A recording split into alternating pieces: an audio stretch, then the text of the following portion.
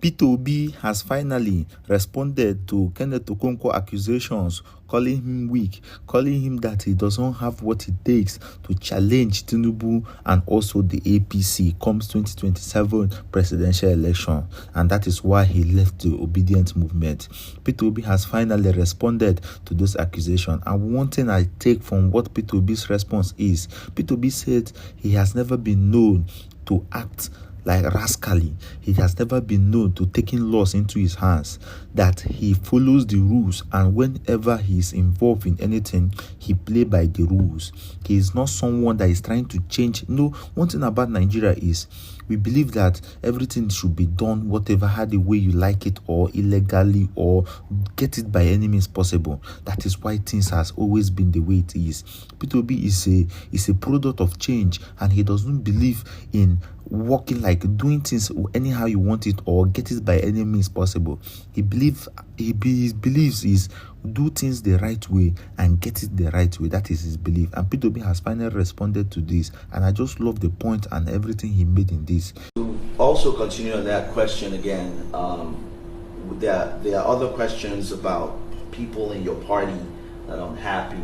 Case in point, Kenneth Okonkwo, who used to be, or was a spokesperson of the Labour Party, that feels that you are not acting to resolve a lot of these issues, so he has left. What is your position on trying to keep people like that within the party, or what's your position on Kenneth Okonkwo's position? I've told you, I think I've said it, I can't act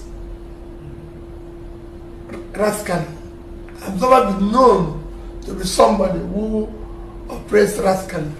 I operate within the rules, within the guidelines and everything. And that's what we want to enthrone. You know, it's easy for anybody to say anything. You know, like I said, all those who left are my brothers. They are my people, who are my associates, whom I worked, whom I'm pleased with and everything. But I would never be part of what I'm trying to change. If I wanted that, I wouldn't have finished being governor when in the history of the country nobody left money. I would have taken it like every other person. So if you want to, if you say... we just saw, due to the Ogun State administration, Ogun State governor, Nigerian jets were seized overseas in France based on a situation with a Chinese company. Now, the state this is something that happened within the state government side, and is now affecting the presidential jets being seized. What is your position on that situation, and how is impacting the visual optics for Nigeria as a whole, as a country? And do you think it's fair that a state government did something and the federal government is now having to pay the price for it?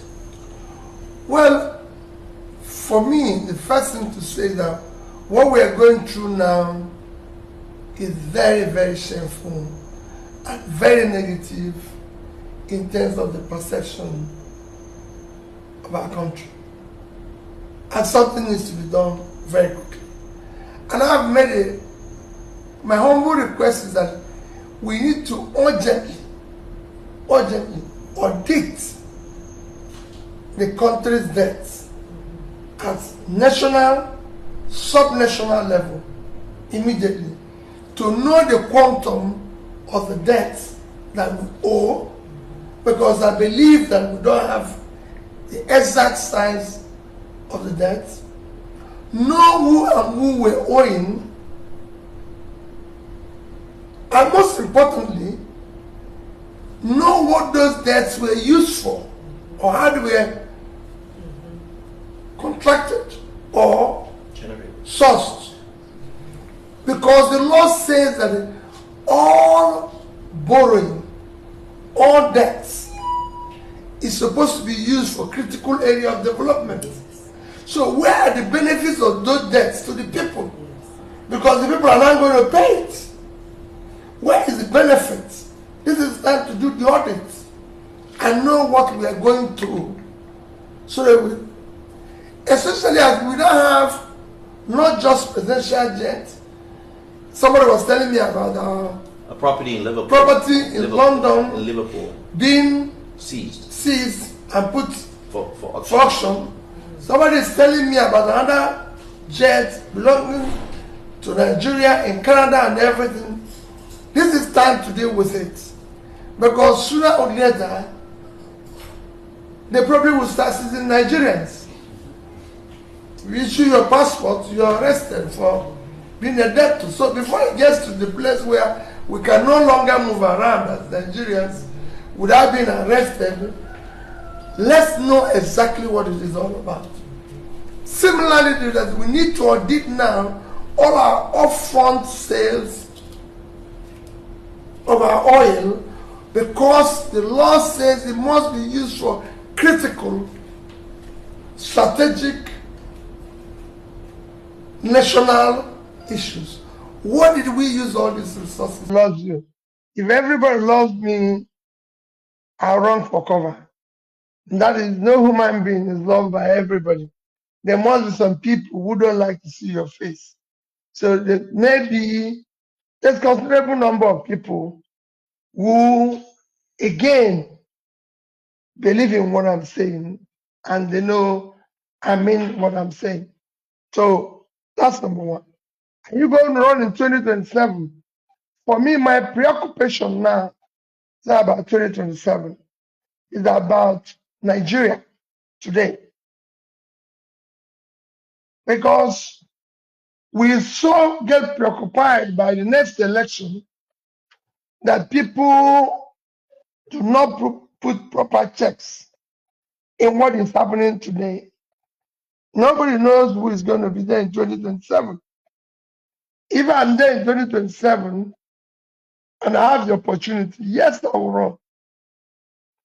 But I need to be there.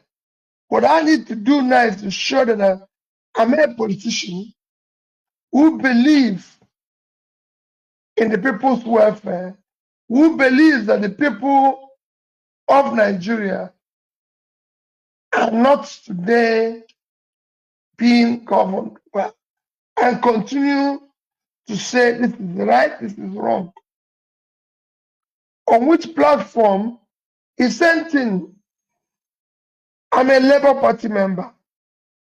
I'm always a loyal member of any party. Yes, people will say he has left this party, he has left this party, left this party. One day, those who are close to me will tell the story of how I left all those parties. The truth is that every party I've left, I've been pushed to leave. This morning, somebody asked me a question about something. I said, I don't stay where there's a problem. I've never knowingly, whether it's in private or in public, quarrel with people. I don't stay. I would rather be the loser and be called a coward and go out of it in peace than stay where there's quarrel. So if people tomorrow say, we don't want you here, I'll move on. That is not weakness. It is a virtue. Just like people will say it's simple. It is a virtue. People will say it's present. It's a virtue. You must be able to do things where you tolerate others. And if they don't want you, don't quarrel with them. You move on. My commitment is for a better Nigeria. I don't know where I'm going to stay to be able, and I believe that we need to work together with other entities in order to be able to change the country.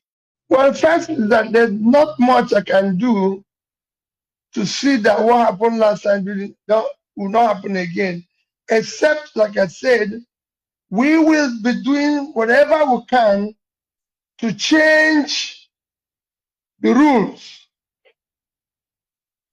And we're going to do it through amendments of the electoral law. We're going to do it by ensuring that whatever method INEC decides to conduct the election, like they said that time, they're going to use this and this stays. They're not going to change the rule at the middle of the game. They have to say one thing and stick to it.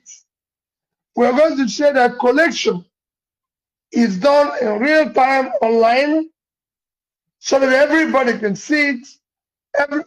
We watched South African election from Nigeria. Everybody saw Kenya election. Everybody saw.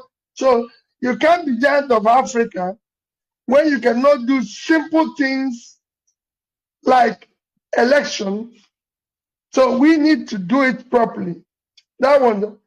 On what you're talking about CIC and what the old boys are doing, I thank you people for the great work and urge you to continue. For me, I've said it several times. It's been shown, every studies have shown that the more a country is educated, the more developed. Because it is human infrastructure that you need to build before you talk about physical infrastructure. So for me, education is the number one thing to aggressively pursue, especially in the north. So education is one, education again. So I'm going to pursue education and health simultaneously as number one and number two. Number three is to start pulling people out of poverty by ensuring that the farmers go back to farm, the critical areas, security, everything, that all these are working. So it's not, education is fundamental. It's not just about supporting CIC, it's about ensuring that things